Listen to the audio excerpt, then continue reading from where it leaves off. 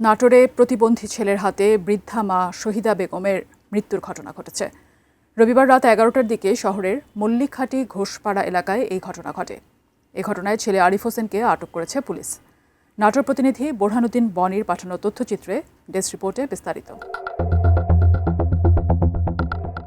বাক ও শ্রবণ প্রতিবন্ধী ছেলে আরিফ হোসেনকে নিয়ে তাদের বাড়িতে বসবাস করতেন বৃদ্ধা মা শাহেদা বেগম।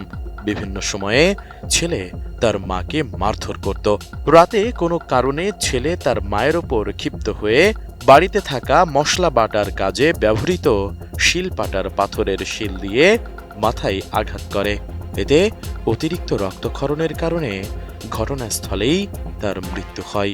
আরিফ আমার ফুফাতো ভাই এবং ওর মানসিক ভারসাম্যহীন, বাক প্রতিবন্ধী এবং ওর মাথার সমস্যা আছে। ওই প্রায় ওর মায়ের এরকম মারধর করতো এবং গত 2 দিন আগে শুক্রবারের দিন আমার ফুফু গুরুতর অসুস্থ হয়। আমি নিজে এসে সদর হসপিটালে ভর্তি করে দিয়ে গেছি। কালকে আমার চাচা হসপিটাল থেকে মনে হয়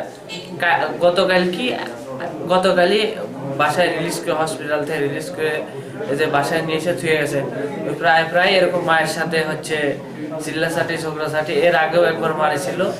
দীর্ঘদিন আমাদের বাসায়ও ছিল। কি কারণে হতে পারে? আসলে ওর মাথা মানসিক ভারসাম্যহীন, ওর মাথাটা আসলে সেন্টিমেন্টাল পাগল।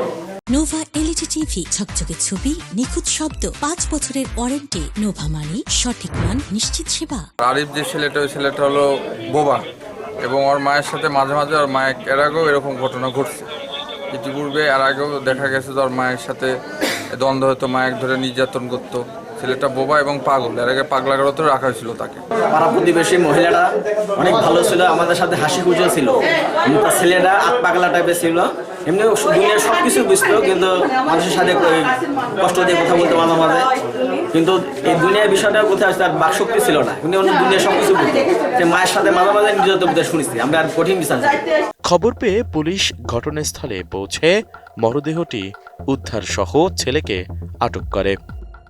মর্মান্তিক ঘটনা ঘটেছে, সেখানে শহীদা নাম, ভিক্টিমের নাম শহীদা, 55 বছর বয়স আনুমানিক, এবং তার ছেলে আমরা ধারণা করছি যে শিলপাটা দিয়ে তার মাকে মাথায় আঘাতপূর্বক হত্যা করেছে। এবং এই সংবাদ পাওয়ার পরে আমরা এখানে আসি এবং আমরা আসামিকে হেফাজতে নিয়েছি এবং যে ডিসিস্ট রয়েছে, ডিসিস্টের লাশ আমরা পোস্টমর্টমের জন্য মর্গে প্রেরণ করব। পরবর্তীতে তদন্তপূর্বক জানা যাবে প্রকৃত রহস্য উদ্ঘাটন হবে।